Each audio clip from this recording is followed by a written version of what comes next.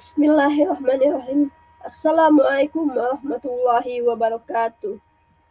Berjumpa lagi bersama saya, Miss Karosadiana. Pada kesempatan kali ini saya akan membahas tentang proses dan strategi inovasi pendidikan. Adapun pengertian inovasi secara etimologi berasal dari bahasa Latin yaitu innovation, yang memiliki makna pembaruan dan perubahan atau kelompok. Sedangkan kata kerjanya yaitu innovo, yaitu mengubah dan memperbaharui. Dengan demikian dapat disimpulkan bahwa inovasi adalah perubahan baru yang mengarah untuk menuju perbaikan. Adapun menurut Green, Howells, and Mills, inovasi merupakan sesuatu yang baru, yaitu dengan memperkenalkan dan melakukan praktek atau proses yang baru, atau bisa juga dengan mengadopsi pola baru yang berasal dari organisasi lain. Dan pendidikan merupakan usaha sadar dan terencana untuk mewujudkan suasana belajar dan proses pembelajaran agar peserta didik secara aktif mengembangkan potensi dirinya untuk memiliki kekuatan spiritual, keagamaan, pengendalian diri, kepribadian, kecerdasan, akhlak mulia, serta keterampilan yang dibutuhkan bagi dirinya, masyarakat, dan bangsa. Adapun pengertian dari inovasi pendidikan yaitu suatu ide, gagasan, dan praktik yang disadari dan diterima sebagai suatu hal yang baru, serta memberikan perbaikan kualitas seperti efisiensi dan efektivitas dalam bidang pendidikan, dan atau penyelenggaraan pembelajaran yang dilaksanakan secara sadar dan terencana untuk mengembangkan potensi diri peserta didik. Selanjutnya yaitu proses inovasi pendidikan. Proses inovasi pendidikan merupakan serangkaian aktivitas yang dilakukan oleh individu atau organisasi melalui sadar tahu atau adanya inovasi sampai menerapkan inovasi pendidikan. Adapun tahapan proses inovasi, yang pertama yaitu invention,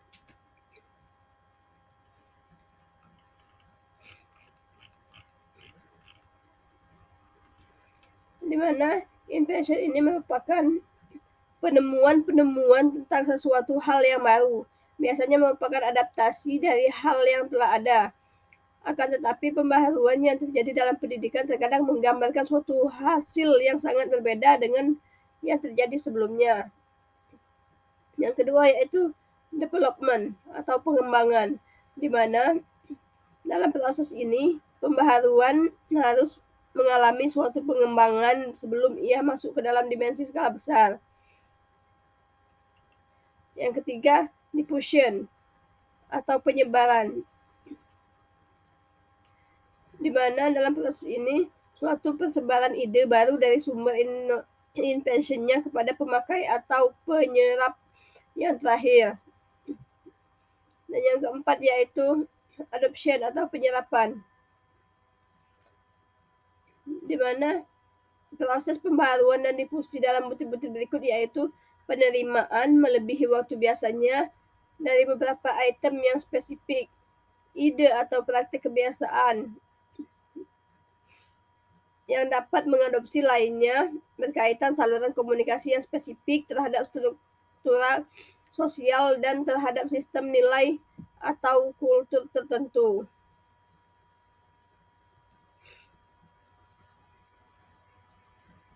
Selanjutnya yaitu strategi inovasi pendidikan, di mana dari strategi inovasi pendidikan ini yaitu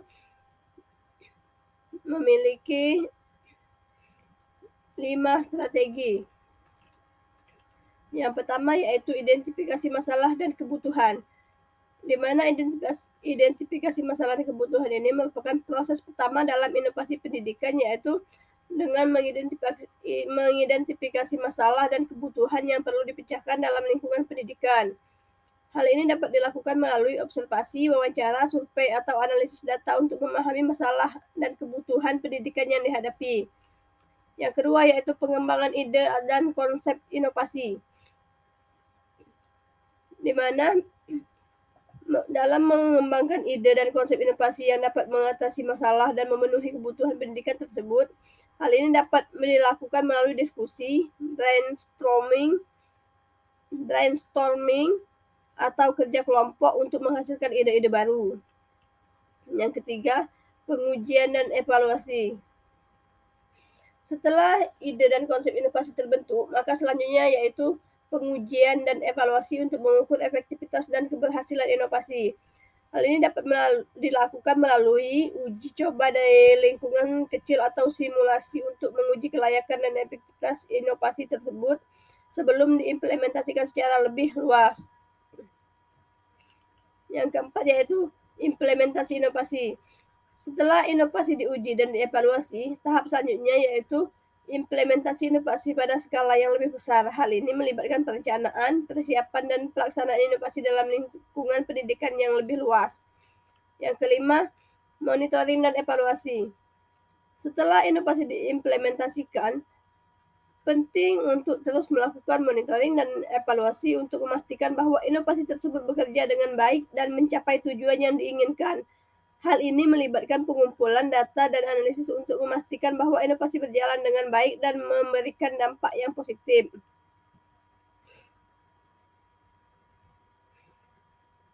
Selanjutnya yaitu karakteristik inovasi yang dimukakan oleh Everett M. Rogers.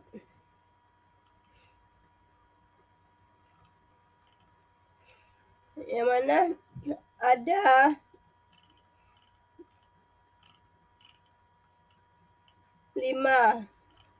lima inovasi yang dikemukakan oleh Everett M. Rogers. Yang pertama yaitu keuntungan relatif, di mana keuntungan relatif ini dianggap menguntungkan bagi penerimanya.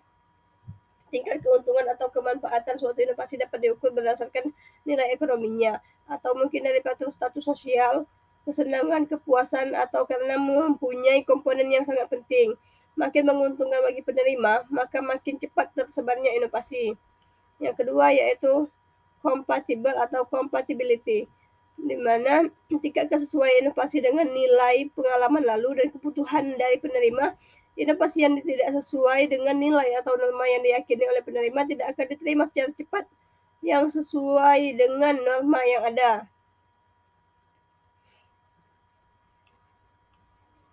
Misalnya, penyebarluasan penggunaan alat kontrasepsi di masyarakat yang keyakinan agamanya melarang penggunaan alat tersebut, maka tentu saja penyebaran inovasi akan terhambat. Yang ketiga yaitu kompleksitas atau complexity, di mana tingkat kesukaran untuk memahami dan menggunakan inovasi bagi penerima. Suatu inovasi yang mudah dimengerti dan mudah digunakan oleh penerima akan cepat tersebar, sedangkan inovasi yang sukar dimengerti atau sukar digunakan oleh penerima akan lambat proses penyebarannya. Yang keempat yaitu triabilitas atau triability, di mana dapat diuji coba atau tidaknya suatu inovasi oleh penerima.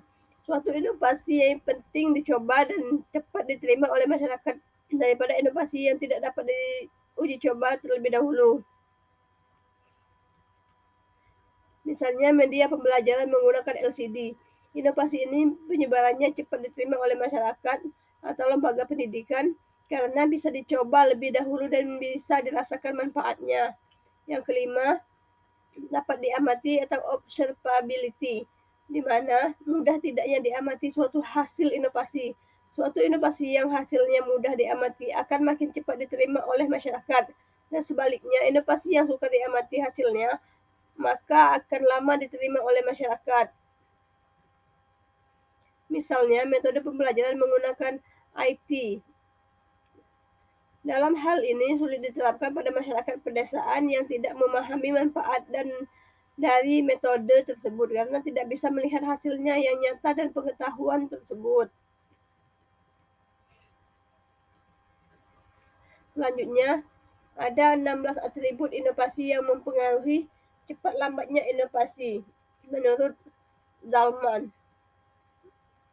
di mana atribut tersebut yaitu yang pertama, pembiayaan atau cost. Cepat lambatnya penerimaan inovasi dipengaruhi oleh pembiayaan, baik pembiayaan pada awal penggunaan maupun pembiayaan untuk pembinaan selanjutnya. Walaupun kita ketahui bahwa biasanya tinggi pembiayaan ada kaitannya dengan kualitas inovasi itu sendiri. Misalnya penggunaan modul di sekolah dasar. Ditinjau dari pengembangan pribadi anak, kemandirian dalam usaha belajar mempunyai nilai yang positif, tetapi karena pembiayaan mahal maka akhirnya tidak dapat disebarluaskan. Yang kedua yaitu balik modal atau returns to investment. Atribut ini hanya ada dalam inovasi di bidang perusahaan atau industri. Artinya, suatu inovasi akan dapat dilaksanakan kalau hasilnya tidak dilihat sesuai dengan modal yang telah dikeluarkan atau perusahaan tidak merugi. Yang ketiga yaitu efisiensi, di mana inovasi akan cepat diterima jika ternyata pelaksanaan dapat menghemat waktu dan juga terhindar dari berbagai masalah atau hambatan. Yang keempat yaitu resiko dari ketidakpastian, di mana inovasi akan cepat diterima jika mengandung resiko yang sekecil-kecilnya bagi penerima inovasi. Yang kelima, mudah dikomunikasikan. Inovasi akan cepat diterima bila isinya mudah dikomunikasikan dan mudah diterima klien. Yang keenam, kompatibilitas. Cepat lambatnya penerimaan inovasi tergantung dari kesesuaiannya dengan nilai-nilai warga masyarakat.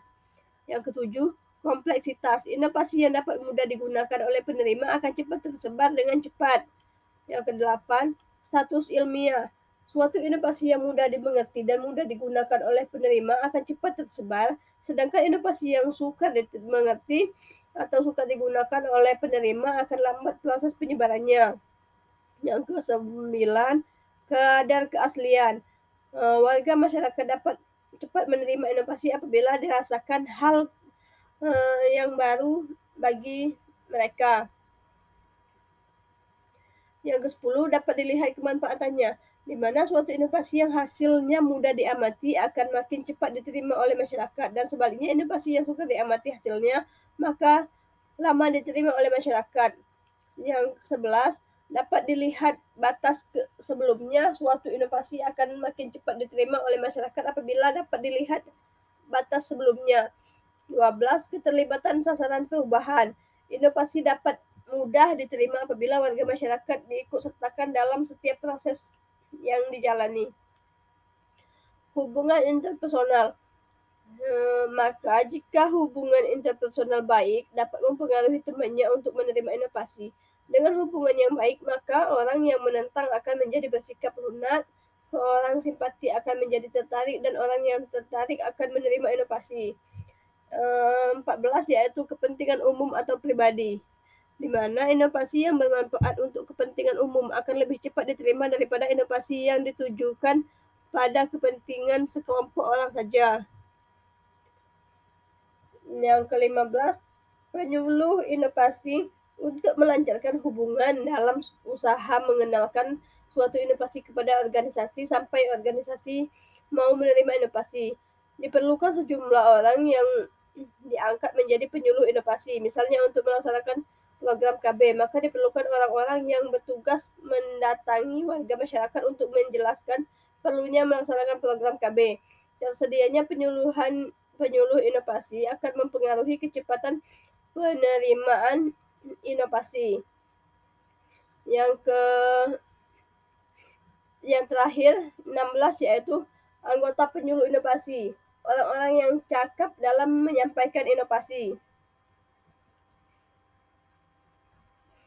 Selanjutnya yaitu strategi inovasi, yang mana menurut Syafarudin strategi pendidikan ada 4 macam, yaitu yang pertama strategi fasilitatif, di mana strategi fasilitatif digunakan untuk memperbaharui bidang pendidikan. Yang kedua, strategi pendidikan. Dengan menggunakan strategi pendidikan berarti untuk mengadakan perubahan sosial dengan cara menyampaikan fakta dengan maksud orang akan menggunakan fakta atau informasi itu untuk menentukan tindakan yang akan dilakukan tersebut.